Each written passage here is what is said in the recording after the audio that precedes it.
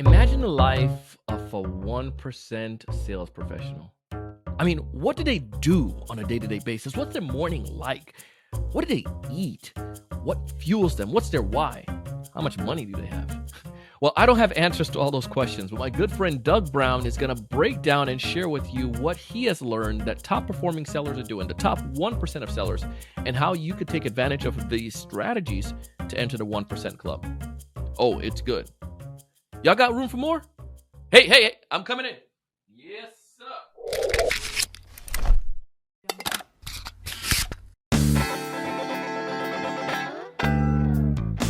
Hey, everyone. Welcome to another great episode of the Sales Evangelist Podcast. I'm your host, Donald C. Kelly, the Sales Evangelist. And I'm so excited for another great episode. I am so excited to be here with you today. If this is your first time listening to our podcast, this show is designed to help individuals like you and I 3 to 5x our sales pipeline with quality, good opportunities, as well as close twice as many deals. So everything that we share is going to tie back to that. In today's episode, we're going to tie back to how we can help you get into that 1% club, how we can help you to do more of those prospecting strategies effectively, working smarter, utilizing leverage. Doug is going to talk about that, but I won't steal his thunder. Doug and I have been buddies for a while. He's been on a show a couple of times, and Doug runs an organization called CEO Sales Strategies. One of the things that Doug is really focused on right now is how can he help individuals like you and me to achieve that sales success of the 1% or the 1% club. Like, what is it that the 1%ers are doing that we could take advantage of? One of the principles that he leveraged, I gave the answer away already. One of the principles he talks a lot about in this episode is leverage. And I really loved it. And you're going to see how he masterfully designed and talk about design, how you can use it and how he used it as a sales professional. Again, if this is your first time listening to our podcast, I encourage you to go ahead and subscribe. Take the link, share it with one other person. Don't be stingy. They can find some good benefit from the show as well. I'm grateful for the fact that you're here. Let's go ahead and dive into the conversation with Doug.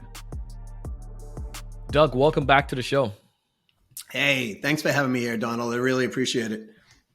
Of course, man. We're really looking forward to this. I bragged about you a little bit there in a teaser. Multiple appearances on the Sales Evangelist podcast, and obviously our listeners know we don't bring everybody back, so there's got to be something here, and it's something that I'm passionate about as an individual who grew up with not much, and someone who believes strongly in mindset and the capabilities of what we have potential of doing. This episode caught my attention when we were chatting about it, and I know it will catch our listeners' attention as well as we dive a little bit more into that and into that. But before we do it, Doug, talk to us a little bit more about what you're doing these days right now. I know they can go listen to the past to some of the stuff that what you do, but go ahead and go a little bit deeper what you're working on right now. Yeah, I mean, these days, what I'm doing is I've developed. There's two things that are actually going on business wise. I mean, personally, I'm traveling more and I loved it, right? So we're planning trips to Europe and doing things like that. But on the business side, I developed a concept. I tried to do this about 12 years ago, Donald. It was a software, right? So, and I had it working actually, but technology, I was way ahead of my time. So I created an automated prospecting and follow-up system that was personalized, relevant, meaningful, and it actually learned the attributes of the people you were trying to look to go out to and your attributes, and it matched all the communication. So I tried this 12 years ago. We had it working, but I mean, it was just like technology was screaming at us like, no, not yet, So that's coming out in I've got an MVP coming out in probably the third quarter of this year. It looks like, if development hits all their things. And then I started, what was that? Sorry. Congratulations on that. Oh, thanks. Yeah. It's been in development, believe it or not, for a year. But it's, with software, it's always one of those things you love to get it done quicker, but it's just not going to happen. So, love to get my house up in 30 days, but that's not going to happen either. Right? And then the second thing that is coming out is this will be in the fourth quarter is I started something called the 1% Academy, where I'm teaching people how to think, act, and be like 1% sales earners. And, not everybody wants to be in the 1%, but at least they know how to if they want to be. Mm-hmm. So I've started an academy teaching them how to do that. And there's There's they can use it for themselves or, the business they work for. If they're an owner, they can use it for their people. And it's a live academy. We meet almost every day, believe it or not, and train. And then I'm working on a business system for people. So if they want to, do what you and I are sort of doing, make a multi 6-figure income or even 7-figure income, they can do that. Love it, man. So, this is really cool. And I think this is where our episode kind of segues greatly into the episode today is around this concept. There are people out there who are doing well, Doug. You and I had a conversation about this, how some folks are struggling right now. They have a full-time job as a sales rep. They're doing their things. But what makes one person more successful than another? Oftentimes, it's not like something really ridiculous. It's just knowing the basics and doing those things. And I'm excited to hear what you share are those things. So the 1% earners think, behave, act differently. Talk about that part first before we dive into the how we go about doing this. What does almost like a rich dad, poor dad, give me what's a 1%er does versus a non 1%er. Should I put my Robert Kiyosaki voice on to do this? Let's go. Put that glasses on. Here's the thing. Look, Donald, you and I are both sales professionals. I mean, Sure. I know you, and the thing is that you can be a sales professional. To get into the top 1%, it's really more about a couple of things. One is how we think and act. And that's, so there can be top producers, those are always hitting quota. But then there are those who are in the top 1%, which I call elite producers. And let me step back. Top producer came from the old school when it was coined, I think back in 1510. Goodness. Yeah, it was way back, right? And it was one who produces an article of exchange for value at the top. That was kind of the definition. And what they meant by that was the people who worked with the top of society at that point. So you would work with the king or the duke or the duchess or whatever, right? Of whatever.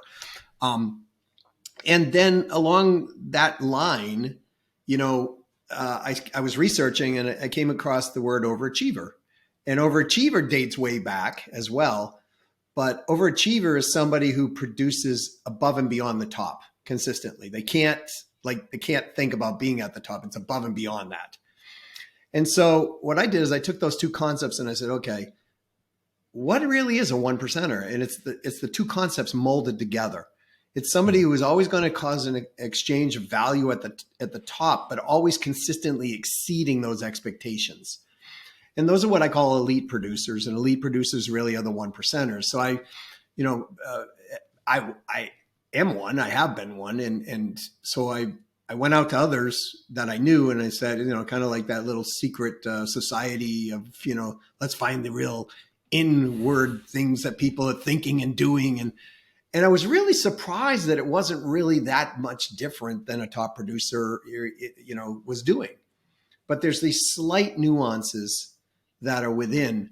And a couple of them are, one, they're spending a lot of their time improving their own brain power. And I don't mean just by skill sets. I mean personally challenging things that are holding them from actually growing. So they're getting in there and they're going, ow, this hurts. This is a childhood wound and I'm fixing this because it's affecting my business and affecting my life. So that's one thing that they're doing. The second thing they're doing is they're employing leverage into everything that they're doing.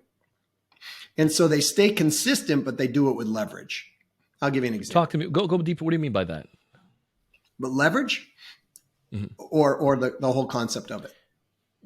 How did they go about establishing leverage in all that they do? Yeah. So what they're looking at is, all right, I do something. If I do one thing, how do I make 3 to 5 or 6 things come out of that? So for example, I sell an account. We all know we should get referrals, right? Yep. We all know that, right? But most people aren't when it comes down to it, right? They're not asking. So they don't look for just one referral. They look for multiple referrals. But in that same concept, they're looking to how do I internally expand this account within the same company? How do I externally expand this company, within other maybe divisions of other companies that this company owns, right? They're looking to expand their circle of people that they're talking with. They're looking to expand the people through referrals. They're looking for multiple sales during a period of time. And they're setting all of this up, Donald, on these conversations that they're having in the beginning. So, how many of us have ever had a call out of the blue and it's like, hey, Doug, geez, you know what? We need X, Y, Z. And we're like, woohoo, purchase order ready lead, right? It's like, but they're setting that in motion through the whole process of what they're doing. So that when that company's buying again and over and again, they're getting the call. They're setting it up so that if the person who's the decision maker at that company, when they leave that company, that they're set up with the other people who will take that position, as well as the decision maker who's going to the new company. So they're going to continue to keep doing business at the original company, and now they're going to expand their influence into a new company, right? So they're looking at all these forms of leverage. In prospecting, for example, I was just doing this morning, Donald, so I can give this example. Sure. I have somebody who's actually reaching out for me to set appointments. Now, I know people know that's a concept, but how many people are doing that consistently as part of their daily marketing activities, right? So if I have one or two or three people reaching out for appointments and they're cost effective and I look at it, I am now double or tripling my ability to go out and get more appointments. So, but I'm not there. I'm creating leverage through someone else. I'm creating leverage through systems. And not just specifically me, but this is what these folks look for. They look for leverage in every single thing. They look at every single person they talk to as a potential buyer or a buyer's potential referral source to another buyer. And so, Don, you and I could be considered even in some ways competitors, right? Because you teach sales and Sure. I teach sales. But we can also look at each other and say, wow, we could be great referral sources for one another. We could be great allies to one another because I don't do some of the things you do and you don't do some of the things I do, right? So they build networks of people who create inbound lead sources. That's another thing. So those people, for example, that are working within a company, I'll give my example. Sure. When I worked for a telecommunications company, we had two sources of sales reps, multiple levels of them, but two sources, outbound and inbound. So we had outbound, which was a major account executive, whatever, business, whatever title you want to give it, where, you'd go one-on-one and you go out and get business. That was our direct team. Then we had an indirect team, which we called an agent force.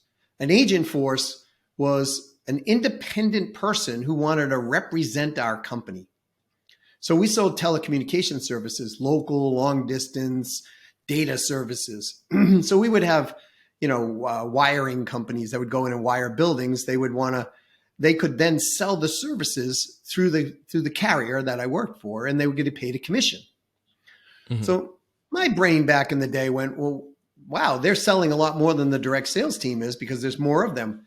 Why don't I create an internal agent team? So I took the same model as the outside team. I brought it internal because what I realized is they were getting paid 25% on the sale. We created an internal model, which they get paid 5% on the sale, but they didn't have to do any work. I did all the work for them. So what I did is I created an internal team of people who were referring me leads. I then hired junior reps to actually go and scrub the business, and then they would close some or they would bring it up to me. And so how effective was this? At one point, I had 62 incoming leads a day coming into me. My goodness. I was the number one rep in this company out of 321 representatives. I was outselling my whole team of 9 every month combined. All sales out of 9 people, I was outselling them every month. Sometimes I was outselling 2 or 3 states combined because I had good months, right? This is what 1%ers will do. They'll look for leverage. Where did I get the leverage? All the incoming leads, the relationships I built. Guess what? I went to phone vendors. Phone vendors been working with people for 35 years, selling them phone systems. Those phone systems, they trust these people. So then they go, hey, Doug's your guy. Bring me in. Sale closes. My average sale, Donald, was 2.5 using times the those average leverage. sale. Yeah. My goodness. And you weren't making twice as many phone calls. No. In fact, I was very rarely making outbound phone calls. And you I was weren't having missing lunches. all your family time. Well, in You the weren't- beginning, I was because in the beginning, I actually was because I was that type of guy that would work the 7 days a week, 12 plus Sure. hours a day. But after a while, I realized, that's not a good way to live. So I cut back on that. But I could, right? And I was still the number Yeah. one rep in the company. And so, and I think this is what the idea that we get. Sometimes we hear top performer, we think that they're doing, they're running around and just have tons of energy and shooting Red Bull for everything. And some of them may be doing that, but the point is, for the most part, they're leveraged, they're using leverage, and they're working smarter. You gave a good example with this. I'm a individual sales rep, maybe working for a mid-level or SMB company, and I like what I'm hearing here, Doug. I want to be a top 1%er. What are some things? I mean, in our last 10 minutes here, what are some things that I should be doing to get to that 1%er status, to start practicing now? So the two things, right? Leverage and where you at on your own mindset, right? I mean, I hate to use the word mindset because it's like it sets. The mind never sets. It's constantly moving, right? But if we get awareness on and around who we are as a person and what our limitations are, there was an old thing that people used to say, never prop up your weaknesses, always work with your strengths. I think that's ill advice, quite frankly, because sometimes the weaknesses are the things that you need to work on in order to get to better strengths. So, for example, we all grew up in an environment of some sort, and we all have a template of love that we want to serve. And I'll just use my example because, for years I would bring my income up and bring it down, bring it up, bring it down. And over time, what I realized was, and this happened when my first daughter was born, Donald, is I would drop my income because my family, when I grew up, I would say lower middle class income, had a nice family life. We didn't make a lot of money. And so, my mom would look for quarters underneath the sofa cushions to make sure we could eat sometimes, and see if there was money there. So I grew up around that environment. And then when my oldest brother, for example, he got 2 master's degrees, went out on a job. He was vice president for Bose and then an executive vice president. And, he had all these, but I could remember my family talking so bad about him. Like he was a no good yuppie piece of worthlessness and things like that. Right. and he was 9 years older than I am. So, and then I had another brother who was a blue collar worker, and they praised him. And so then I had another brother who was just kind of like, he went on his own path, and, they praised him because he gave money to the family. But, it was like a weird dynamic that I grew up with. And my brothers are much older than I was. So when I started becoming a white collar worker and I was starting to make more money, I could feel my parents pulling away. I could feel my family pulling away. So what would I do? I would back my income down. When my daughter was born, I remember literally looking at her, taking a walk and saying, who's going to win, my family or my daughter? Well, my daughter won. But I had to go through the process of unwrapping that in order for me to go after larger accounts because I was playing it safe. And I can tell you from selling to CEOs of major corporations and, presidents of CBS television, all those people that people go, geez, could I really talk to Mark Cuban? Would he, am I worthy to talk to Oprah Winfrey? That? Yes, you are. But you got to come around to understand that you're equal to them in a lot of ways and maybe superior in some ways as well, not arrogantly, but we have to be able to get our level of confidence up to that point. And so that's going to require us to sometimes break some old habits so that we can move forward on the new. So that would be one of the things I would tell them. The second thing is, where are you leveraged today and where are you not leveraged? Right? And look at those points of leverage and see how you can double down on them if they're working for you, or triple down on them if they're working for you. The third thing that takes a lot of courage from people, Donald, is they don't want to invest. So I'm a sales rep at a company. My company's always been paying for my training. My company's been paying for my, my car allowance, whatever. Get used to running your business as a business and use your company's money for those things you can use it for.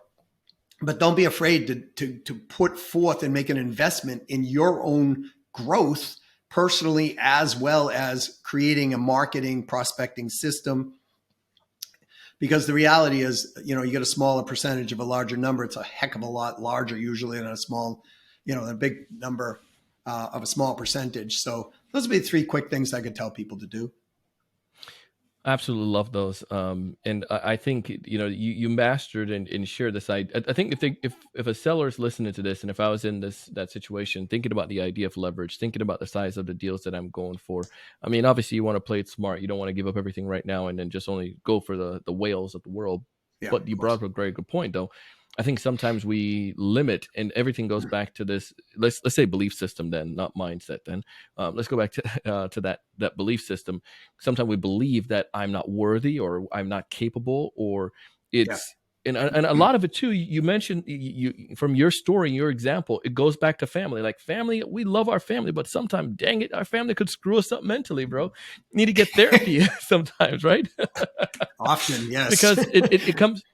Yeah, because you have this guilt of now being of reaching financial success and pushing yourself beyond, and maybe there's a block that they had, but that doesn't necessarily mean that you can't thrive in sales. It doesn't mean you're a bad salesperson if you make a lot of money.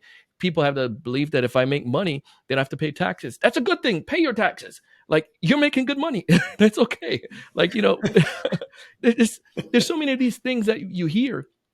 But I think it goes back to, what do you believe? And that's going to impact that phone call. One of my previous guests I was speaking to earlier was, sometimes sellers get on the phone and they know in their mind no one is going to answer. So when somebody does answer, they're not prepared for that. Like, they tell themselves, nobody's answering today. Nobody's going to listen to me. Nobody wants our stuff. And they get, really bumped out of why they're not finding success, why they're not booking discos, why their calls are not going well, why deals are not converting as often. So I really love that component, and I made a little note to that. And so not only adjust the thinking, but then adjust the action. So if you are going for those smaller accounts, make a plan. How do I go for some bigger accounts, and try to test that out as well? Get an accountability partner to make sure you're doing some of these things, and as well as to, ensuring that you take advantage of leverage. There's probably a lot of little ways that we can use leverage in our day-to-day life. And I think one of the misservice that we do to ourselves as salespeople, sometimes people say it cliche-ish, like, you're a business person, think of yourself like as an entrepreneur. But I find that sometimes the top performers, based on what you're telling me about how you utilize leverage, you are thinking like a business owner. You weren't thinking like an individual contributor. And you got to think like that. So, and all of that was wrapped up. It's like, one delicious like cake ball. Well, we want to set out a marketing budget. We want to set out a budget out of our. See, the challenge with a lot of people selling, whether they're professional salespeople, or they're solo entrepreneurs, or they're the owner of a company, is they think they've got to keep all the money, right? That's the mindset. Like, you know what? I sell X, I get paid this commission, it's all mine, right? That's kind of the mind. And the reality is, I would challenge them to think differently in saying, okay, what if you had your goal, I don't know, it's $1 million, right? And you got commissions of 3 million, but you only kept 1 million, but you put 2 million back in. Now that might be an extreme, but the reality is you still make $1 million, right? And so what if you could cut your working hours from 60 to 10 a week, right? And doing that is, what's the trade-off? So that's a form of leverage too. And I would challenge anybody, Donald, like you brought up taxes. That's another one. People go, oh, I don't want to pay taxes. Pay $5 million a year in taxes. Do you know what you're making when you pay $5 million a year in taxes? Like, and I learned this early on from a gentleman named Jim Prito. Jim got an offer for $5.5 million a year. And back when I was just kind of learning, I said to Jim, I said, geez, you're going to pay, what are you going to pay in taxes? He looked at me, he said, are you crazy? He goes, Doug, I'll pay that all day long in tax. What am I netting, out of that? And it made me think, because it was like, okay, yeah. So let's say he pays 50% in taxes. He's still netting down 2.25 million a year. Right. And at that point I was making maybe a few $100,000 a year. I'm like, okay, so he's in a better position I am. That's leverage. Right. Right. So the other thing is, Donald, you brought up something really good, I think, as well. Not just one point, but a lot of good points, but one really honed in on it. That person who's getting on that phone every day going, oh, they're not going to answer. They're not going to answer. They're not going to answer. Right. They're setting themselves up. And in some ways they're setting up people not to answer because they're not playing in a space where people are going to answer. So they play it safe to avoid the rejection possibly of what might happen on that phone or whatever's going on internally. That's a person who must work on that internal guidance system in order to bring forth what they're looking for. Put a little note down on that one. I that internal guidance system is something that I 100% agreeing on. And I think this goes way beyond just like sales too. It's all aspect of our life. If we don't have these, I mean, you're not going to be a good athlete or a good dad or a good, whatever roles you put on. So these are powerful principles. Doug, we could talk for days. I love this stuff. Love what you're doing. Tell us a little bit more about, it's coming in fourth quarter. You mentioned this at the top a little bit, that your one percenter program. Like what's that all about? How can a seller here leverage or benefit from that? If you could give us a 30-second version. Thanks. Yeah. I mean, we're setting up all the pages for it right now. I mean, at present, they can send an email to us at youmatter, YOUMATTER, at ceosalesstrategies.com. And, we can release the information to them as it's coming forth. But really what it's going to be, Donald, it's going to be a 24-month academy where people can stay in the academy and they're going to learn how to be a 1% earner. And what we're also going to do is we're going to do deal flow advisory. So, we're training them on the mind, the skills, the leverage techniques, everything that goes along. And it does take a while for us to kind of grab a hold of this and take root, right? So people always ask me, how long does it take? It depends on the individual. I've seen people, go and do this in 6 months. I've seen people take up to 2 years. So I always tell people 2 years, because that way they're happier when they do it in a year and a half or something, versus, it's 6 months and it takes them a year and a half, right? So we're going to be doing that. And it's, it's not for the faint-hearted, really, because it's truthful feedback. But we're helping with deal flow as well. So it's like, hey, look, I'm trying to get into this company. I'm trying to, I'm talking with the CEO, the CFO, this, that, here's the positioning we got. Here's the proposal I'm thinking about. And we'll work through those concepts to sharpen that, to improve their odds of closing the deal, as well as teaching them how to actually build a business in training people how to be 1%ers, revenue growth strategy, profit growth strategies, things like that. So the idea, and you and I had talked, I think, earlier about this, Donald, like, I don't like what's going on in society right now between, people who are in the ages of, 30 up, if you will. A lot of people like myself back then were stuck in a position where I had a family. I wanted to be out on my own. I wanted to do something. But I felt like I was in this invisible prison every single day, and, I had all these bills, and I had the mortgage and the car payments, and I just felt trapped. And it took me a while to get out of that. And, even getting out of that, I didn't really have a safe space. I mean, I lost $60,000 in my first 4 months when I walked out of that. So the academy, I set this up cost effective for people so that they can, not have that big drop in their income, and do it safe. And, the people who are getting up, toward my age, right, in their 50s and all, they're looking to retire. They're like, but the reality is they're looking at their retirement and going, I can't, you know what I mean? Like, it's like, I've got half of this in the savings that I need, and my 401k is going to run out in, 8 to 10 years. And I need something, but so I don't want to keep working until I'm 70, 75 for a company or whatever. I would like to be out on my own. So we're teaching people how to do that as well. It's more, I hate to sound, I know this is kind of, people say this, but really it's kind of more mission driven at this point than it is financial driven for me. But obviously I want to get paid to do it too. So, and I want people to make money. So yeah, so that's it. I have an ebook, Donald, if I can give it away to your audience, if that's okay too. That the ebook is actually done today, so that I know it's done. We will have a page up for it, but by the time this airs, if they just send an email to You Matter, YOUMATTER, because you do matter to us, at ceosalesstrategies.com, and just put in, Donald, give me my book, and we'll be happy to send out the book before we put it up for sale. So Donald, the pro bono for your peeps listening to the podcast. And I appreciate you letting me do that. Well, we appreciate you. Thank you so much, man. We went ahead and we're going to put that in our show notes. So thank you so much for taking the time to come on the show today. Appreciate you, thanks Doug. Again.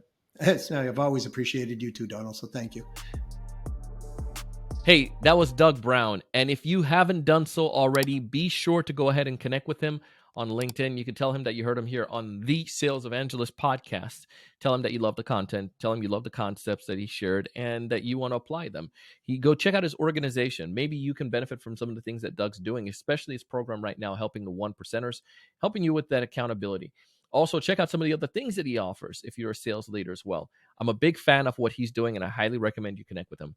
As always, I'm a big fan of our sponsors because they are bringing us some good stuff that you can use in your business to help you to thrive, succeed, and to grow.